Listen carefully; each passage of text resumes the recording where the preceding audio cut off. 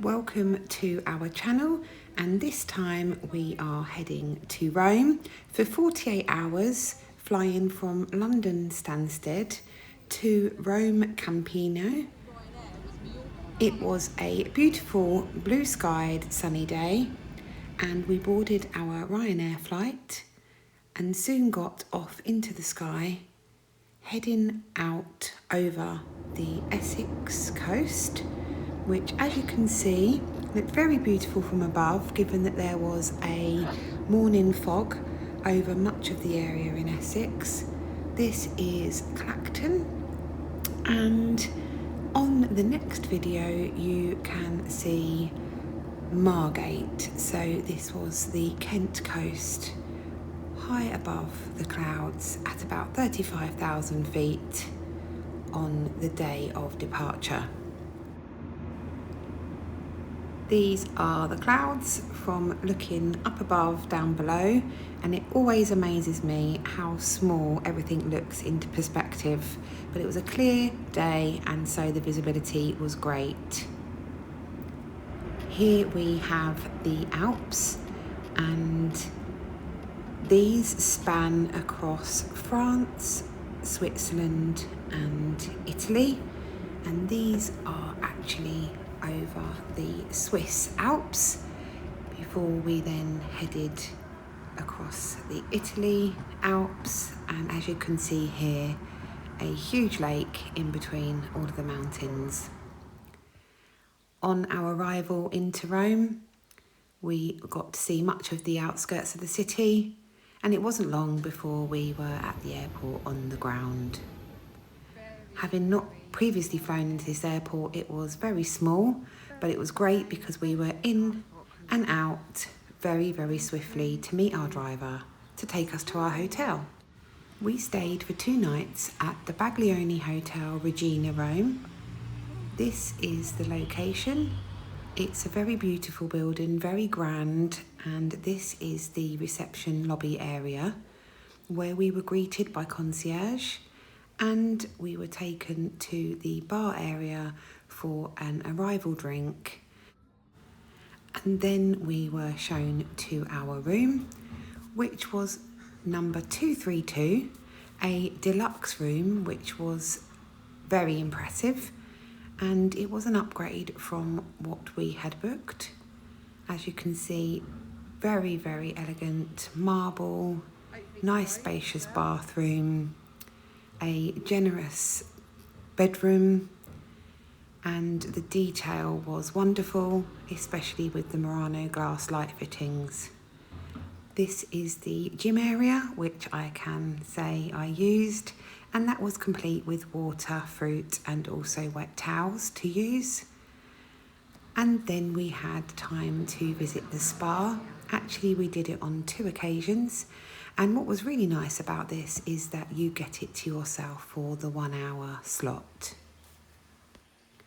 Breakfast was plentiful and was stated as an American buffet breakfast.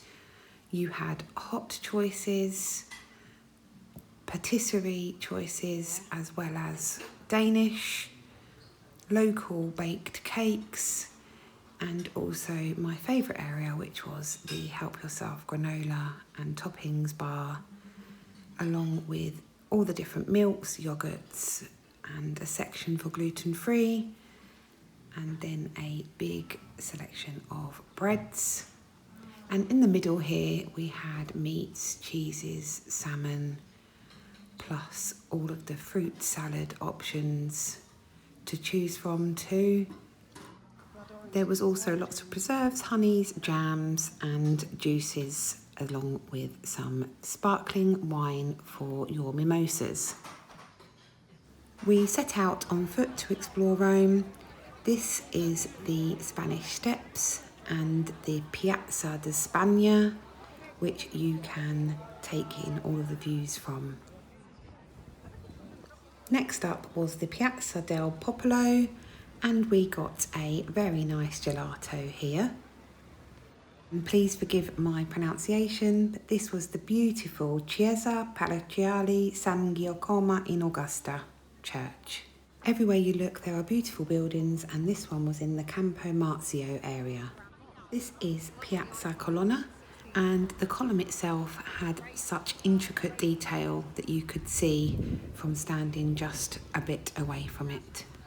The very famous Trevi Fountain was next on our list, and it was extremely busy, as was the Pantheon. The queues were incredibly long for these attractions, and so we just admired them from afar, then continued with our walking to Piazza Navona, which was huge, and we decided at this point that it was time for a bite to eat. We chose Taverna del Seminario for our food, and this was the pizza carbonara and mozzarella ham salad. The Colosseum, probably the most visited attraction in the whole of Rome, with the amount of history that it has spanning over 2,000 years. We actually took the hop-on, hop-off bus this day, as we had previously booked it before our arrival, and we got off and walked all the way around the Colosseum, both on the ground and also above, so that we could take in different vantage points. Continuing with the bus stop, we went to Circus Maximus, and this is the area where people were just meandering around and admiring the sights. Next up was Venezia.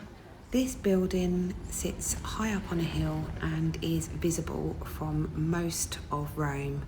Isn't it beautiful?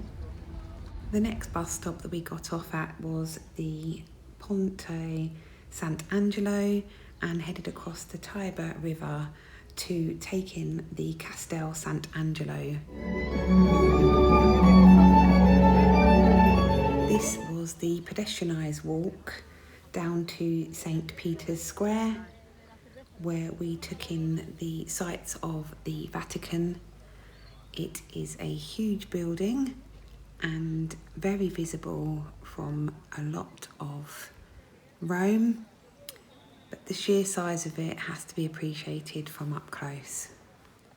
We only had 48 hours in Rome, but we saw everything that we wanted to.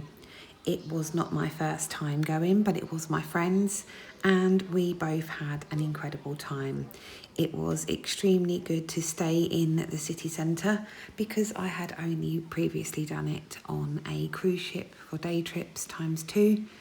And I leave you with the inside of Rome Ciampino Airport, which is very small but yet has quite a lot of facilities and a great seating area to sit outside and take in the sunshine if you are so lucky as us with the weather. Thank you for watching our video, and please like, subscribe, hit the notification bell so you don't miss one of our videos in future. And if you have any requirements for city breaks, please get in touch.